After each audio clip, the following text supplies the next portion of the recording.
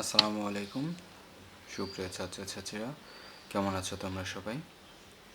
আশা করি সবাই সুস্থ আছো। আমি তোমাদের অর্ক স্যার। আজকে তোমাদের আইসিটি ক্লাস করাবো চতুর্থ অধ্যায়ের উপর। তো গত ক্লাসে তোমাদের যেটুকু করেছি, চতুর্থ অধ্যায়ে আমাদের নাম ছিল হইতেছে আমার লেখালেখি ও হিসেব। তো এই চ্যাপ্টারে গতদিন আমরা ওয়ার্ড প্রসেসর সম্পর্কে কিছু ধারণা দিছি। তো আজ আমরা যেটা করব তা হচ্ছে ওয়ার্ড প্রসেসরে কীভাবে কাজ করতে হয়। আমরা উইন্ডোজের ওয়ার্ড প্রসেসর যেটা মাইক্রোসফট ওয়ার্ড সেটা ব্যবহার করব, ঠিক আছে? তো মাইক্রোসফট ওয়ার্ড ব্যবহারের জন্য কীভাবে ব্যবহার করব সেই জিনিসটা তোমাদেরকে আমি এখানে দেখায় দিব। আমার অবশ্য মাইক্রোসফট ওয়ার্ড তোমাদের বইয়ে যে বর্ণনা দেওয়া আছে সেটা হইতেছে 2007-এর। তো আমারটা হইতেছে 2016। কিছুটা ডিফারেন্স থাকবে, তবে অলমোস্ট 90%-এর মতো তোমার একই থাকবে কাজকর্ম। শুধুমাত্র স্টাইলে কিছু চেঞ্জ আছে, ঠিক আছে? দেখার যে লুকটা, এই লুকটা একটু চেঞ্জ হবে, আর বাকি কাজকর্ম সেম থাকবে, ঠিক আছে? আচ্ছা, তো আমরা শুরু করি যে কীভাবে কী করব। প্রথমে তোমার মাইক্রোসফট ওয়ার্ডের যাইতে হলে যে কাজটা করতে হবে সেটা হইতেছে তোমার কার্সারটা ফার্স্টে নিয়ে আসবে হইতেছে স্টার্ট বাটনে। খেয়াল করে দেখো, এই যে আমার মাউস কার্সার, এটা স্টার্ট বাটনে নিয়ে আসতেছি। স্টার্ট বাটন, এখান থেকে যে পপ আপ আসবে, এই পপ আপ মেনুতে আমরা খুঁজে বের করবো যে মাইক্রোসফট ওয়ার্ডটা কোন দিকে আছে, ঠিক আছে? তো মাইক্রোসফট ওয়ার্ড খোঁজার জন্য আমার প্রথমে যাইতে হবে মাইক্রোসফট অফিসে। এই যে খেয়াল করে দেখো, এখানে মাইক্রোসফট অফিসটা আছে, ঠিক আছে? Microsoft office. তো এখানে মাইক্রোসফট অফিস থেকে নিচের দিকে এই যে ওয়ার্ড, এই যে ওয়ার্ড, তো ওয়ার্ড ওপেন হবে। ওপেন হওয়ার পর তোমার এইটা আসতেছে আমার ক্ষেত্রে, তো আমি ব্ল্যাঙ্ক ডকুমেন্ট খুলতেছি।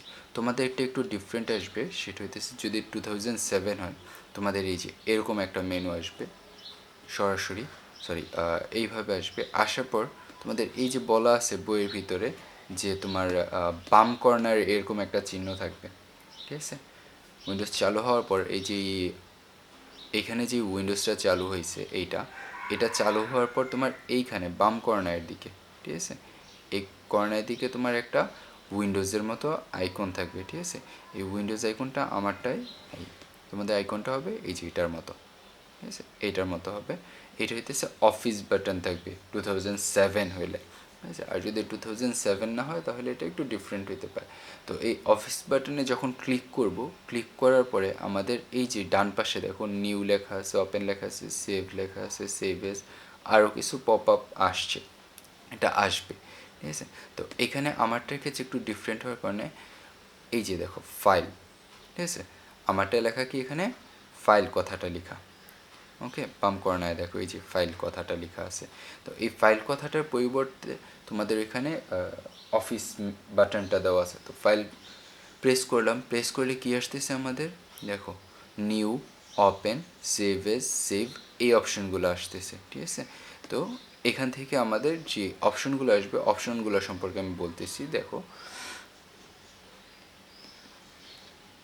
এখানে আসতেছে তোমার এই যে নিউ আসতেছে, ওপেন আসতেছে, সেভ আসতেছে, সেভ অ্যাজ আসতেছে। নিউ, নিউ কখন তোমরা প্রেস করবা? নিউটা প্রেস করবো হইতেছে যখন, নিউটা প্রেস করবা যখন কোনো নতুন কোনো ফাইল বা নতুন কোনো কাজ করতে চাইতেছো, তখন তোমরা নিউ বাটনটা ক্লিক করবা, ঠিক আছে?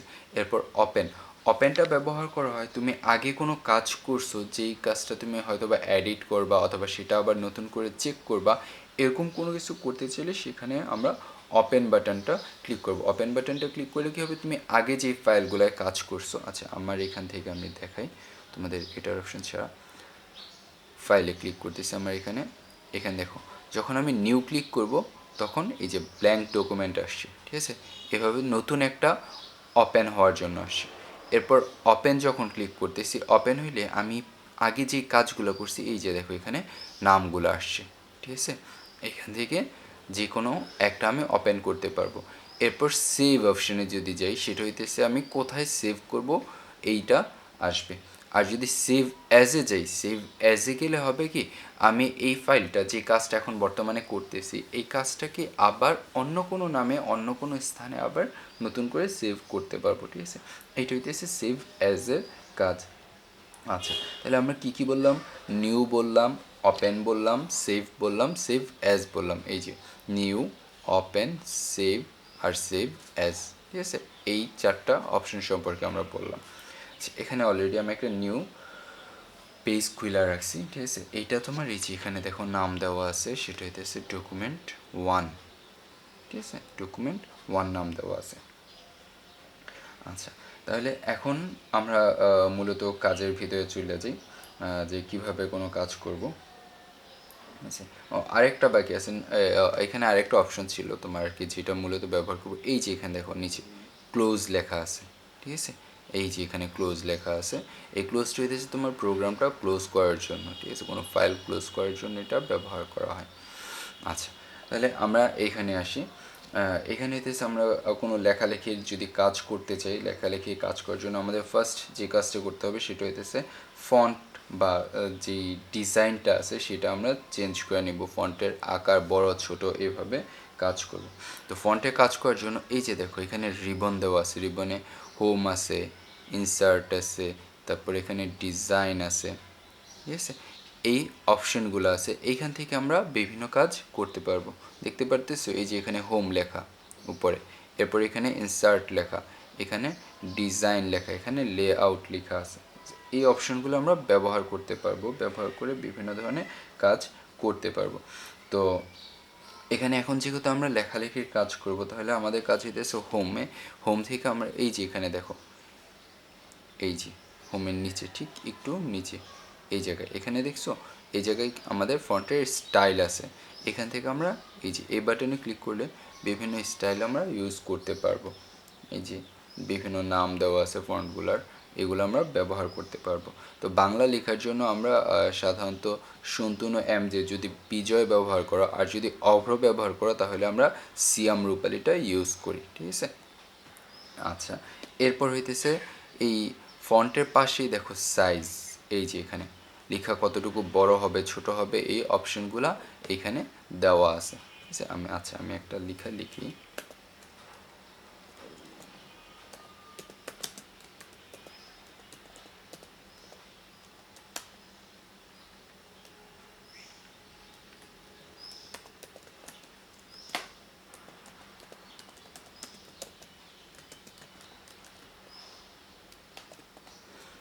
ঠিক আছে, এই যে দেখো আমি একটা লেখা লিখলাম।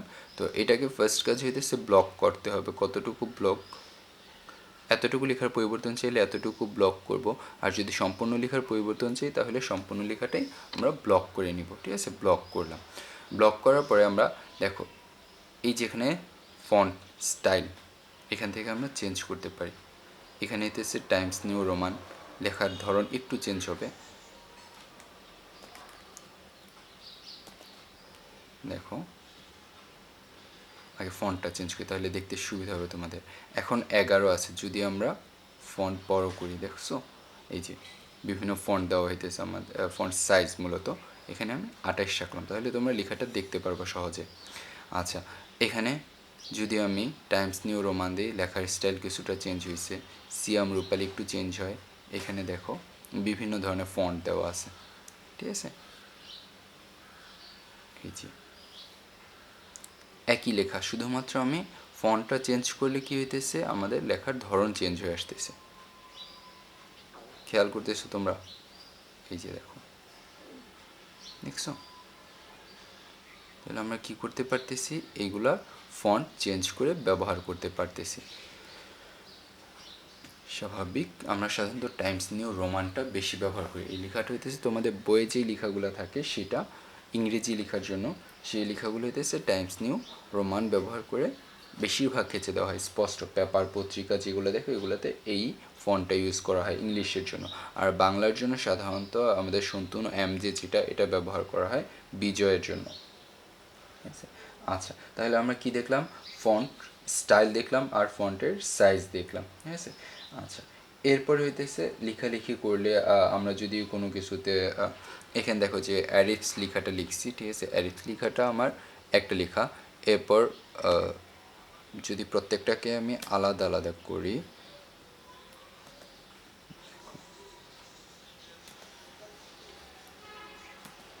এখন কী হয়েছে, আমার লেখাগুলো প্রত্যেকটা আলাদা আলাদা হয়েছে।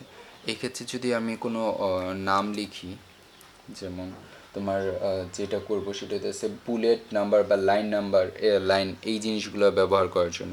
যেমন তোমাদের বইয়ে যে উদাহরণটা দেওয়া আছে, আম, জাম, তারপর হইতেছে লিচু, কাঁঠাল, ঠিক আছে, এইগুলো দেওয়া আছে। তো এখন দেখো এগুলো কীভাবে লেখা আছে, একটা লাইনের মধ্যে লেখা আছে। যদি আমরা এখানে এই কাজটা করি যে এখানে এই লেখাগুলোকে প্রত্যেকটা আলাদা আলাদা লাইনে নিয়ে যাই, তাহলে কি করব, প্রত্যেকটা লেখার শেষে আমরা এন্টার চাপবো, প্রত্যেকটা লেখার শেষে এন্টার, ঠিক আছে।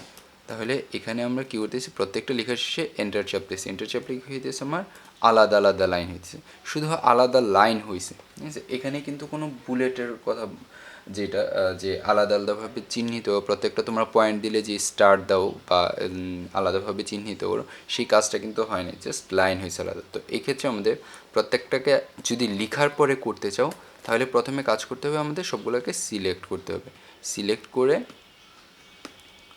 সিলেক্ট করলাম, এরপর এই যে একটু উপরের দিকে দেখো এইখানে, দেখছো, আচ্ছা এটা তোমাদের দেখতে কেমন দেখাবে সেটা দেখাইতেছি। এই যে দেখো, দেখছো, বুলেট আর এই যে পাশে নাম্বার দেওয়া আছে। তো এই জিনিসটা আমরা কোথায় পাবো, খেয়াল করে দেখো, এই যে উপরে, এই যে এখানে, সো এই যে এটা হইতেছে বুলেট আর এই পাশেটা হইতেছে নাম্বারের জন্য ব্যবহার করা। যদি আমি এটা প্রেস করি তাহলে দেখছো বুলেট আসছে। তো এটার পাশে একটা অ্যারো সাইন আছে, এই অ্যারো সাইন যদি আমরা প্রেস করি, অ্যারো সাইনে বিভিন্ন ধরনের বুলেটের ডিজাইন দেওয়া আছে, দেখছো চেঞ্জ হয়ে আসছে। আবার যদি এখানে আমরা এটাকে সিলেক্ট করি নাম্বারিংয়ের জন্য, 1 2 3 4 এভাবে আসছে, ঠিক আছে। এই যে ডট ছিল আগে, এখন ব্রেকেট দিয়ে, ফার্স্ট ব্রেকেট দিয়ে আসছে, এইগুলো এইভাবে চেঞ্জ করা যায়। এখন দেখো এই যে এখানকার লেখাগুলোর মাঝখানে গ্যাপ কম বেশি করা যাবে। এই গ্যাপটা কম বেশি করার জন্য এই যে এইখানে আসতে হবে আমাদের, দেখতে পাচ্ছ, এই যে এখানে প্রেস করব, এখানে কতটুকু গ্যাপ দিতে চাই, 1.15 1.5, দেখো গ্যাপগুলো কিন্তু বাড়তেছে, ঠিক আছে।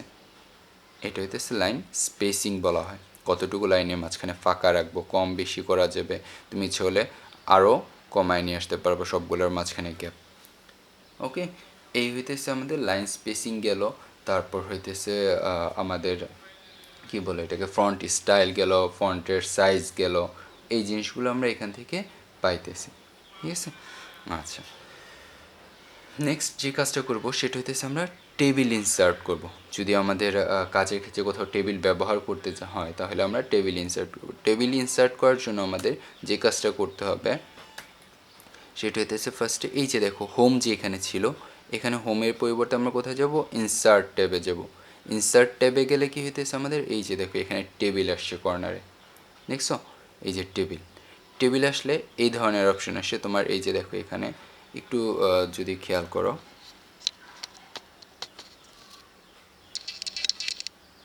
এখানে দেখো, দেখছো, টু টু, তারপরে কতটুকু লাইন তুমি নিবা, কীভাবে নিবা, এখানে শো করতেছে, খেয়াল করছো, তুমি যেভাবে নিতে চাইতেছো এখানে দেওয়া আছে। এখানে ঘর সংখ্যা দেওয়া আছে তোমার হইতেছে কত, 10/8, ঠিক আছে, 10টা 8টা পর্যন্ত দেওয়া আছে, তুমি ইচ্ছে হলে বাড়ায়ও নিতে পারবে। সেই ক্ষেত্রে তোমার আরেকটা কাজ করতে হবে, এই যে এখানে ইনসার্ট টেবিলে প্রেস করতে হবে, তখন তোমার মেনু আসবে। এই যে দেখো মেনু আসছে, এখানে 5টা 6টা রো কলাম তোমার প্রয়োজন অনুযায়ী তুমি ব্যবহার করতে পারবা, ঠিক আছে।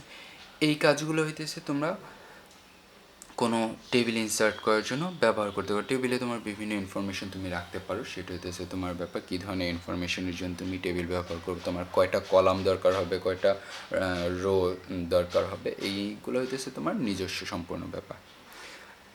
তো আজকে আমরা যেই কাজগুলো তোমাদের করলাম সেইগুলো একটু ডিটেলস মানে শর্ট করে বলতেছি।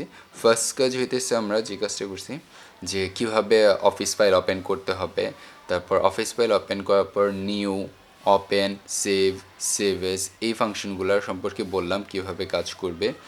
এরপর হইতেছে লেখার ফন্টের যে কাজটা, ফন্টের স্টাইল, ফন্টের সাইজ, এটা নিয়ে আলোচনা করলাম।